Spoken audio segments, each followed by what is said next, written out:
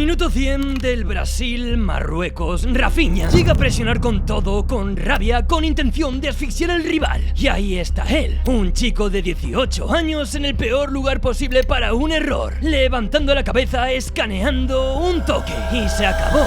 Sin ponerse nervioso, sin dudar, sin rifar, como si el partido estuviese dentro de él antes de ocurrir. Y en ese instante pensé algo que no debería de pensar de un jugador tan joven en un mundial. Esto ya lo había visto antes, en una sola persona, en alguien que convirtió la calma en todo un arma durante más de una década en el centro del campo del Real Madrid.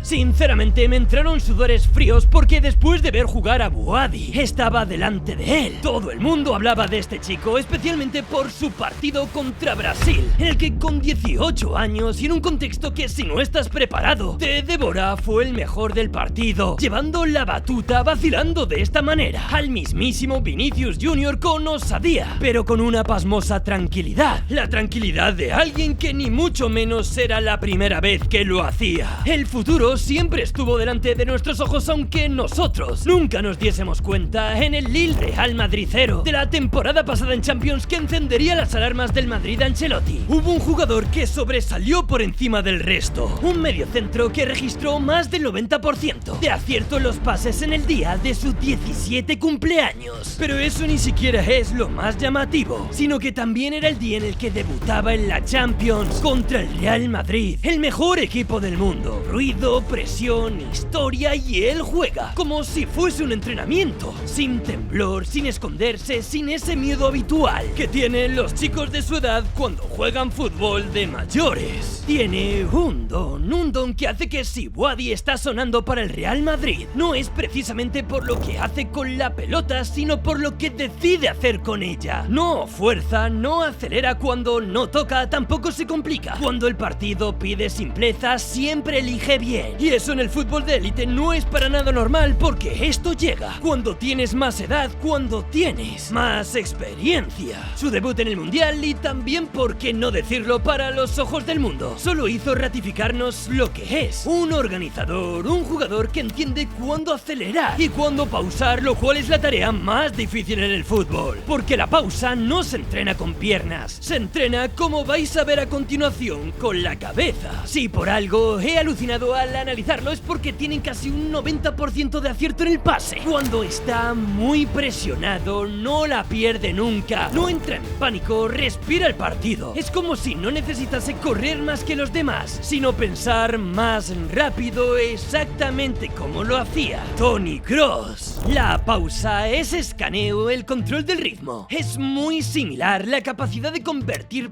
presión en orden, pero no, Boadi no es una copia. Su pase largo todavía no está a ese nivel, su golpeo no es diferencial, y la comparación fallaría en lo técnico, pero no en lo mental, porque lo más raro no está en sus pies, está en su mente. Mientras otros jugadores están jugando a la play, él estudia matemáticas, participa en concursos de debate, entrena su forma de pensar. Y eso en el fútbol es una anomalía, porque su forma de jugar empieza a parecerse un poco a eso, en un problema matemático resuelto antes de recibir el balón. Y de repente todo encaja, no es improvisación, es cálculo, orden, y eso da miedo. Da mucho miedo, porque los jugadores así no dependen de un estado emocional del partido, si es importante o no, dependen de su cabeza. Pero entonces aparece el dilema real, porque el fútbol, el campo, no perdona, y poner la presión de todo un Real Madrid sobre un chico de 18 años, digamos que cuanto menos es una apuesta peligrosa. Sin embargo, aquí hay una contradicción, porque el mercado no espera. Mediocentros ya hechos cuestan 120 millones, jugadores probados con errores ya cometidos y asumidos, pero Boadi no ha llegado todavía a ese punto. Todavía está en ese espacio incómodo donde es demasiado bueno para ignorarlo, pero demasiado joven quizás para confiarle todo. Y ahí es donde aparece la pregunta incómoda, porque después de verlo contra Brasil, después de verlo en Champions con 17 años, Vamos, después de verlo jugar como si el partido fuera suyo desde el primer pase, la duda deja de ser si es bueno. La duda es otra. ¿Te arriesgas a que el Paris Saint-Germain consiga a su otro Vitinha, a otro Joao Neves, apostando por él cuando todavía quizás no esté muy contrastado? ¿O pones realmente el dinero por él y te lo llevas? Porque Boadi nunca será, eso está claro, igual que Kroos, pero lo que sí que parece que va a ser es un jugador que tanto por sus pies como por su cabeza tiene absolutamente todo para triunfar.